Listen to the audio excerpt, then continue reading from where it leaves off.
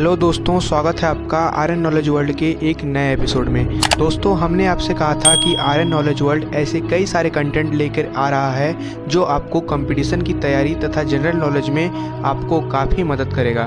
उसी को ध्यान में रखते हुए ये एपिसोड इस कंपटीशन सीरीज़ का दूसरा एपिसोड है।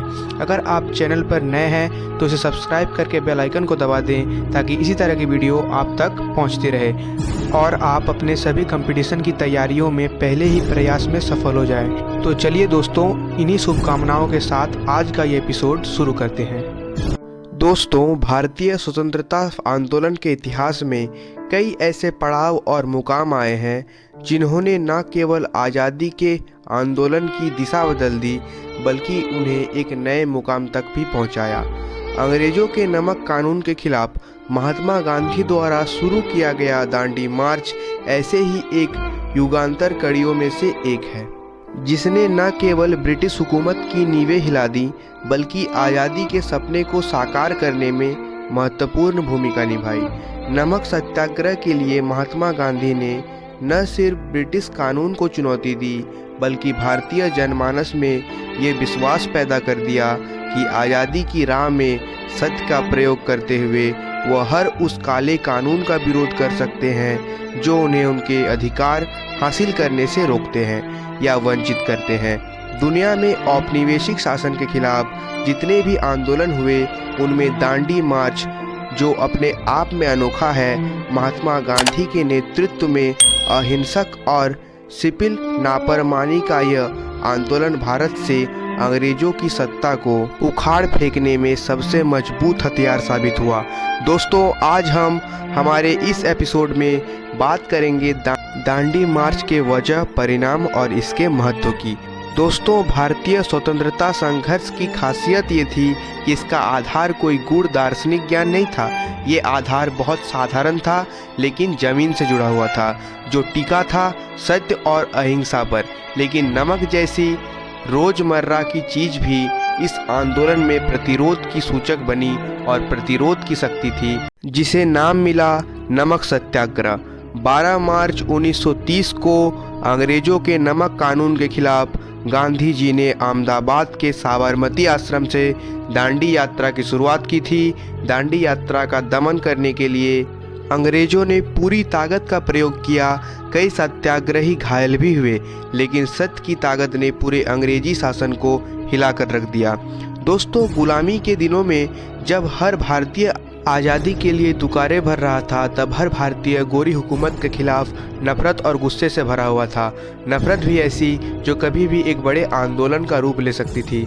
महात्मा गांधी राष्ट्रीय और सर्वमान्य नेता थे, लेकिन असहयोग आंदोलन खत्म होने के बाद से उन्होंने अपना पूरा ध्यान समाज सुधार कार्यों पर लगा रखा था। एक तरह से वे सक्रिय राजनीति से दूर हो गए थे।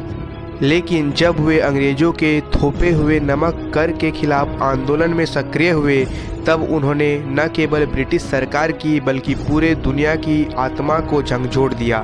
दरअसल ब्रिटिश सरकार ने उस वक्त किसी भी भारतीय को नमक इकट्ठा करने पर पाबंदी लगा रखी थी।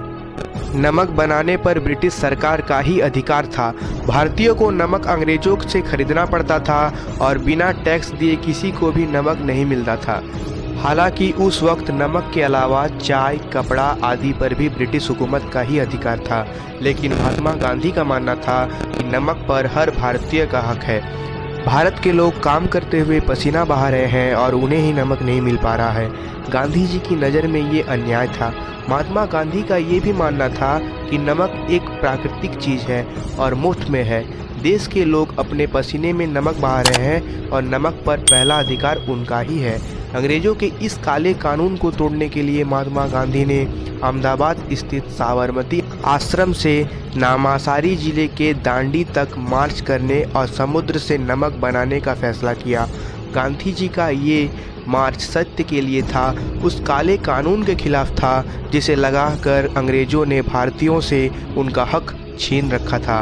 12 मार्च 1930 को महात्मा गांधी ने नमक कानून के खिलाफ दांडी मार्च यानी दांडी यात्रा की शुरुआत की। इसे नमक सत्याग्रह भी कहा जाता है। गांधी जी ने अपने 78 सहयोगियों के साथ साबरमती आश्रम से दांडी तक पैदल की यात्रा की। 349 किलोमीटर लंबे इस रास्ते को पूरा करने में उन्हें 24 दिन लग गए। जैसे जैसे ये यात्रा अहमदाबाद से दांडी की तरफ बढ़ी, वैसे वैसे इससे लोग जुड़ते चले गए। दांडी पहुंचने तक इस अहिंसक नमक सत्याग्रह में हजारों लोग जुट चुके थे।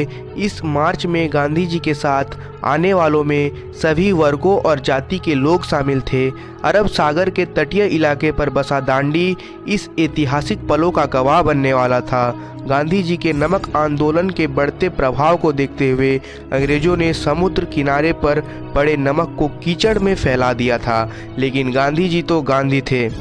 उन्होंने उसी कीचड़ से सने नमक से अंग्रेजों को सबक सिखाया। 6 अप्रैल 1930 को गांधी जी ने समुद्र तट से एक मुट्ठी नमक उठाकर अंग्रेजों के नमक कानून को तोड़ दिया। इस मुट्ठी भर नमक से गांधी जी ने अंग्रेजी हुकूमत को जितना सशक्त संदेश दिया, उतना मजबूत संदेश शायद शब्दों से नहीं दिया जा सकता था। दोस्तों, हालांकि नमक कानून भंग करने के बाद अंग्रेज सिपाहियों सत्याग्रहियों पर लाठी डंडे भी बरसाए, लेकिन उन देशभक्तों ने ना ही पलट कर वार किए और ना ही वहां से पीछे हटे। ब्रिटिश सरकार के लिए ये बहुत बड़ा झटका था। गांधी जी के इस साहसी कदम की चर्चा और प्रशंसा पूरी दुनिया में होने लगी। गांधी जी को 5 मई 1930 को गिरफ्तार कर लिया गया, लेकिन इससे पहले वे नमक कानून तोड़कर राष्ट्रीय और अंतर्राष्ट्रीय स्तर पर एक लहर पैदा कर चुके थे। महात्मा गांधी के नेतृत्व में नमक सत्याग्रह न केवल अंग्रेजी हुकूमत की नींव हिला दी, बल्कि राष्ट्रीय आंदोलन को नई धारा भी दी।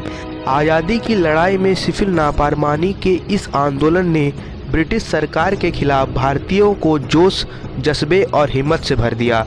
तो दोस्तों, इसी के साथ अपना बहुत सारा ख्याल रखें, और अगर आपने अभी तक हमारे चैनल को सब्सक्राइब और वीडियो को लाइक नहीं किया है तो ज़रूर कर दें, क्योंकि आपके लाइक हमारे लिए बहुत इम्पोर्टेंट हैं। और अगर आपको हमेशा मोटिवेट रहना है तो आप हमारे RN नॉलेज वर्ल्ड के इंस्टाग्राम प्रोफाइल को फॉलो कर सकते हैं, जिसमें आपको मोटिवेशनल रिलेटेड शॉर्ट्स वीडियोस और हर एक वीडियो रिलेटेड जानकारियाँ मिलती रहेगी। तो दोस्तों, इसी के साथ आप खूब मेहनत करते रहिए और चैनल को सब्सक्राइब करके बेल आइकन को ज़रूर दबाइए।